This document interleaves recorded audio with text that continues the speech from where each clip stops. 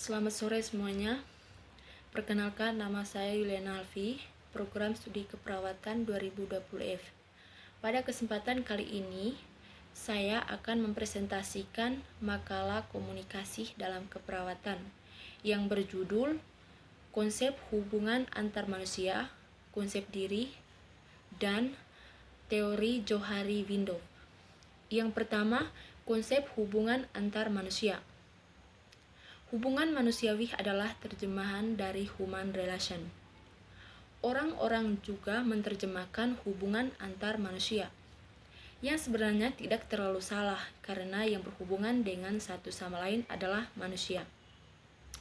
Salah satunya menurut Bonner, interaksi adalah hubungan antara dua atau lebih individu, manusia dan perilaku individu yang selalu mempengaruhi, mengubah, dan memperbaiki perilaku individu lainnya.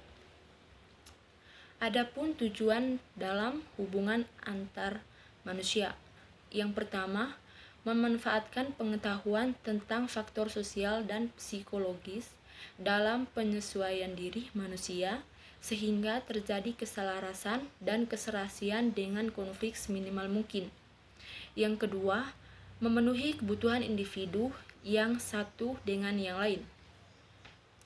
Yang ketiga, menghilangkan sikap egois atau sikap paling benar. Teknik-teknik dalam hubungan antar manusia. Hubungan antar manusia dapat dilakukan untuk menghilangkan hambatan-hambatan komunikasi, meniadakan salah satu pengertian, dan mengembangkan segi konstruksi sifat tabiat manusia. Dalam derajat intensitas yang tinggi, hubungan manusia dilakukan untuk menyembuhkan orang yang menderita frustasi. Frustasi timbul dalam diri seseorang akibat sesuatu masalah tidak dapat dipecahkan olehnya. Adapun faktor-faktor dalam hubungan antar manusia. Faktor tersebut dapat dibagi menjadi 4. Yang pertama, faktor imitasi atau tiruan, yaitu keadaan seseorang yang mengikuti sesuatu di luar dirinya. Yang kedua, faktor sugesti, yakni proses seseorang individu menerima cara pandang atau pedoman tingkah laku orang lain tanpa kritik terlebih dahulu.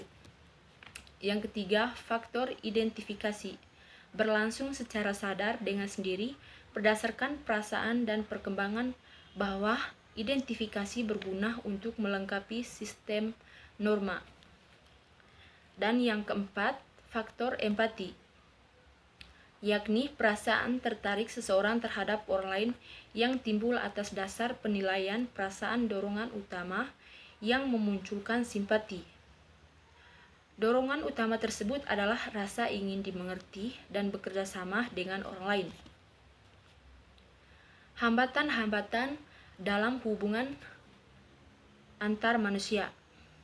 Hambatan-hambatan tersebut dapat dibagi menjadi 2, yaitu hambatan yang bersifat objektif dan hambatan yang bersifat subjektif. Yang bersifat objektif adalah gangguan dan halangan terhadap jalannya hubungan antar manusia yang tidak disengaja tetapi disebabkan oleh keadaan yang tidak menguntungkan. Dan yang kedua, hambatan yang bersifat subjektif, yaitu yang sengaja dibuat oleh orang lain. Yang kedua, konsep diri. Konsep diri adalah pemahaman tentang diri sendiri yang timbul akibat interaksi dengan orang lain.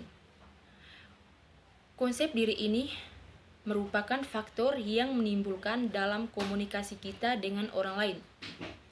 Menurut William, menyatakan bahwa konsep diri secara jelas dapat didefinisikan dan terstruktur yang merupakan suatu keseluruhan yang stabil. Sepanjang kehidupan, konsep diri berkembang dan berubah secara berkelanjutan, meskipun sulit untuk membedakan antara perkembangan dan perubahan konsep diri. Faktor-faktor dalam konsep diri. Terdapat dua faktor, yaitu orang lain dan kelompok rujukan. Yang dimaksud dengan orang lain adalah ada dasarnya tidak semua orang mempunyai pengaruh sama terhadap diri kita. George menyebutkan bahwa orang-orang yang mempunyai pengaruh terhadap diri seseorang dengan sebutan significant atau orang lain yang sangat penting. Yang kedua, kelompok rujukan. Yang dimaksud dengan kelompok rujukan adalah kelompok yang secara emosional mengikat dan berpengaruh terhadap konsep diri kita. Yang ketiga, teori Johari-Window.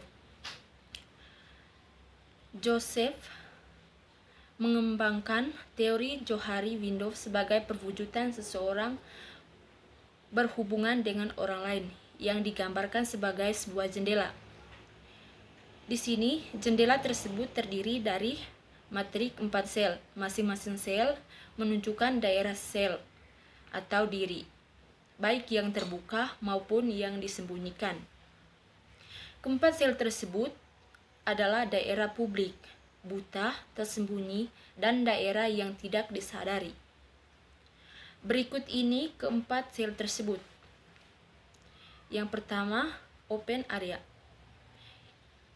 yaitu informasi tentang diri kita yang diketahui oleh orang lain seperti nama, jabatan, pangkat, lulusan, dan lain-lain. Yang kedua, hidden area, yaitu informasi yang kita tahu tentang diri kita tetapi tertutup oleh orang lain.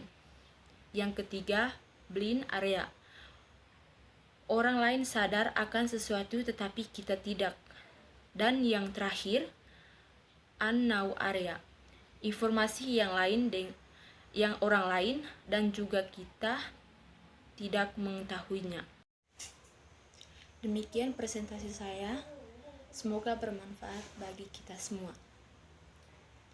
Terima kasih atas perhatiannya. Kurang lebihnya saya mohon maaf. Selamat mendengar.